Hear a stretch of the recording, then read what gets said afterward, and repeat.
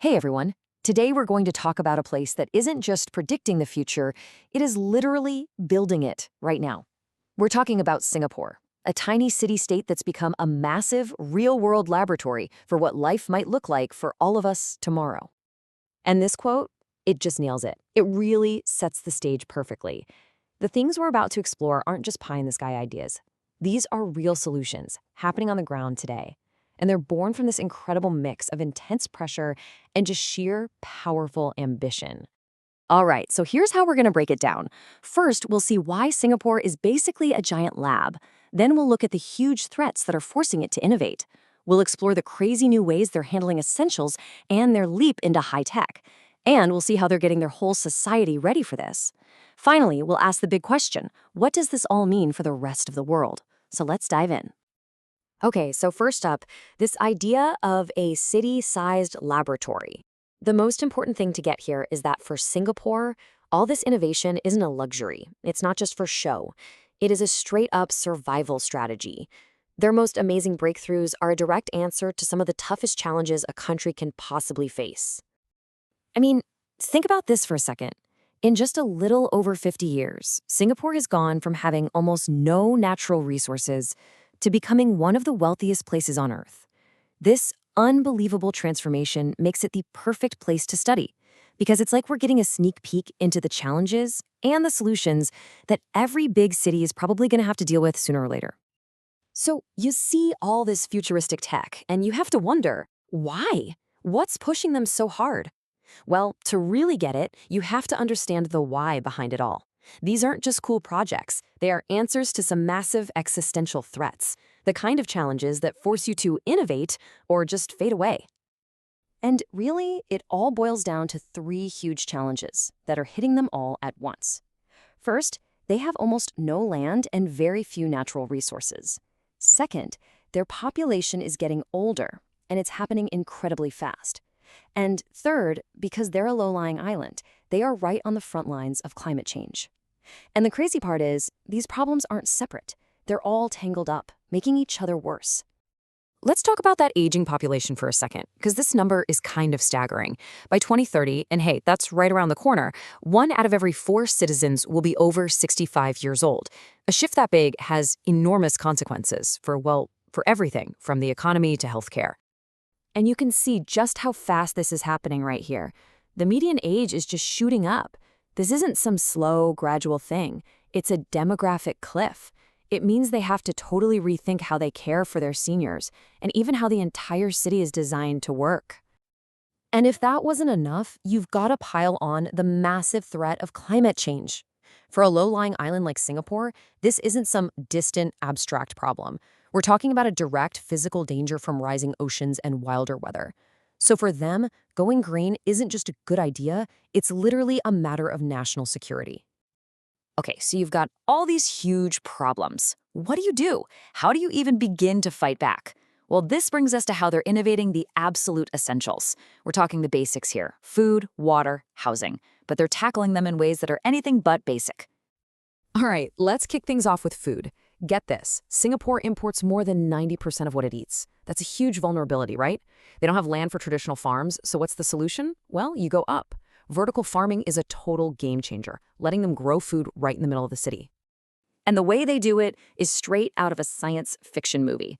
Germination, they've got it down to a science, nearly 100% success rate. Everything is precisely controlled, the light, the temperature, you name it. They can even play DJ with the environment to change the taste of the food. Imagine wanting sweeter kale. They can literally dial that in. Okay, food's one thing, but what about water? When you're an island and you can't always count on rain, you've got to look to the biggest resource you have, the ocean. They use this amazing process called reverse osmosis. Basically, they take seawater, push it through these superfine membranes, and out comes pure, fresh drinking water. It's a weatherproof solution. And then there's housing. A whopping 80% of the population lives in public housing. That's huge. So planning has to be next level. They use these incredibly powerful computer models to design entire communities. And if you run out of land, well, you just make more. They actually create new land right out of the sea. So they figured out how to secure the basics: food, water, shelter. But Singapore isn't just playing defense. They're going on offense.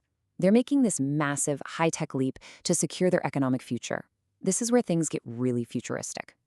Let's talk about blockchain. You've probably heard the term, but in simple terms, think of it as a super secure shared digital notebook that can't be tampered with.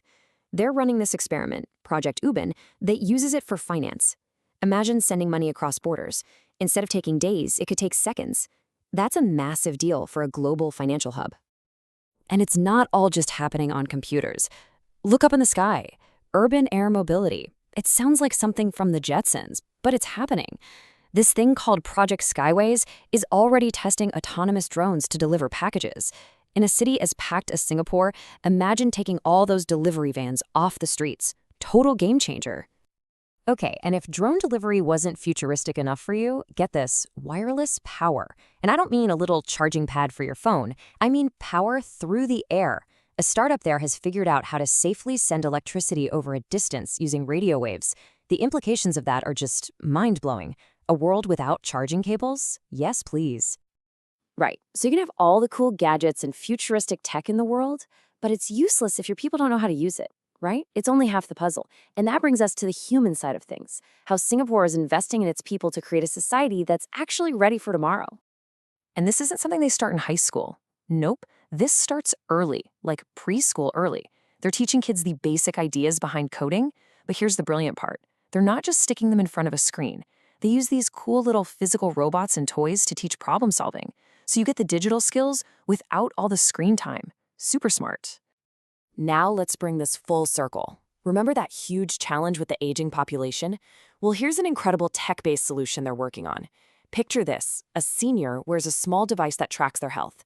An AI figures out exactly what nutrients they need for that day. And then a 3D printer creates a meal that is perfectly customized for them.